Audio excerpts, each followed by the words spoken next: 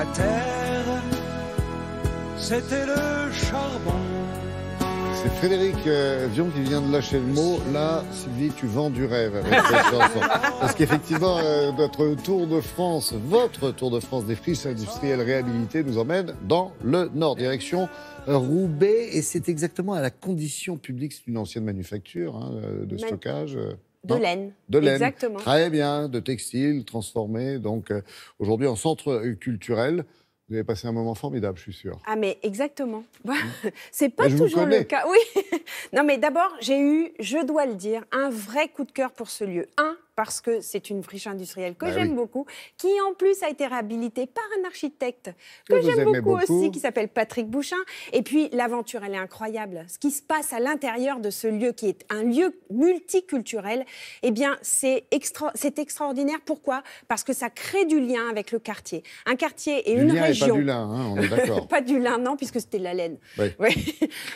Un quartier et une région, la région du Nord, où parfois c'est le terrain social n'est pas évident, et tout particulièrement ce quartier qui est quand même un quartier assez difficile de Roubaix.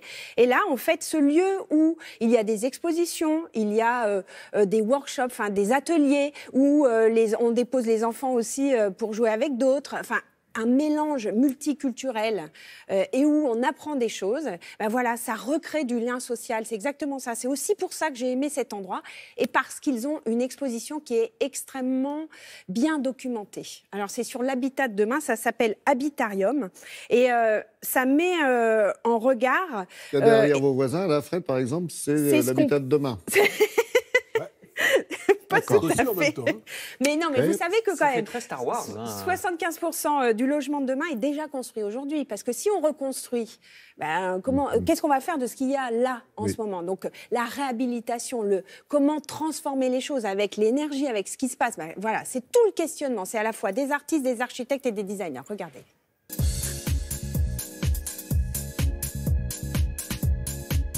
Habitarium, on a commencé le projet il y a 2 ans en rassemblant des gens très différents autour d'un même thème, l'habitat. On voulait voir qu'est-ce que ça donnait de faire dialoguer l'école d'architecture, la Fondation Abbé Pierre, un réseau d'entreprises, le Fonds régional d'art contemporain. Donc plein de regards très différents qui se portent sur un même thème, qui parle à tout le monde. Tout le monde est préoccupé par sa maison, par son habitat, et qui en même temps est un sujet qui concentre des enjeux très importants pour le monde de demain.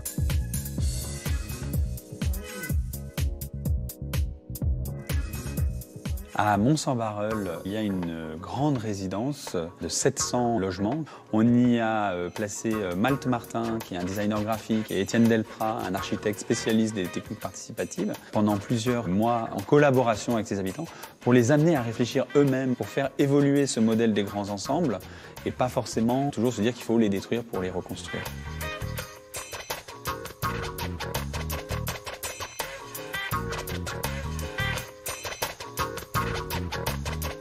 Il y a aussi l'école d'architecture de Lille qui s'interroge sur comment réhabiliter les maisons typiques du Nord, les maisons dites 1930, comment on les fait transformer en maisons 2030.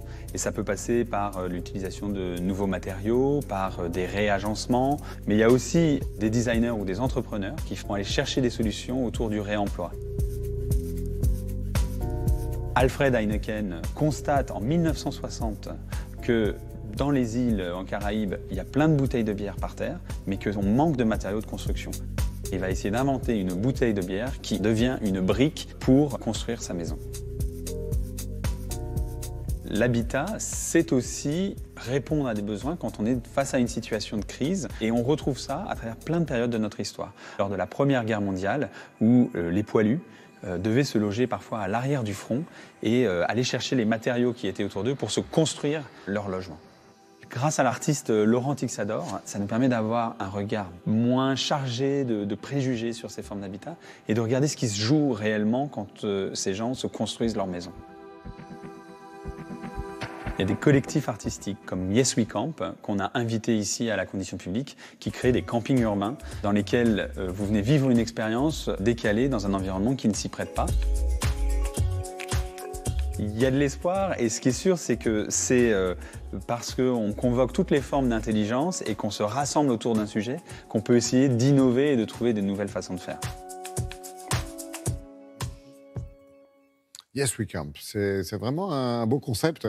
C'est un beau concept. Alors, Yes We Camp, c'est le collectif qui intervient aussi sur cette exposition, qui va proposer en fait aux gens qui le veulent de vivre une expérience. Alors, on pourra dormir sur le toit de la condition publique, dans des abris, enfin dans des tentes, parce que ça re-questionne aussi sur l'habitat précaire, sur le partage, le participatif, le collectif, le vivre ensemble. C'est très positif comme action, je trouve. Il y a... Oui. Hein, non, c'est ensemble. Moi, c'est vraiment ce qui m'a plu. C'est que, c'est vrai, vous y allez, je me suis dit, tiens, qu'est-ce que ça va être peut-être un peu questionnant comme ça, mais non, c'est profond. Et puis, ça montre que l'art sert aussi positivement et donne de bonnes idées ce sont des belles perspectives d'avenir. Voilà.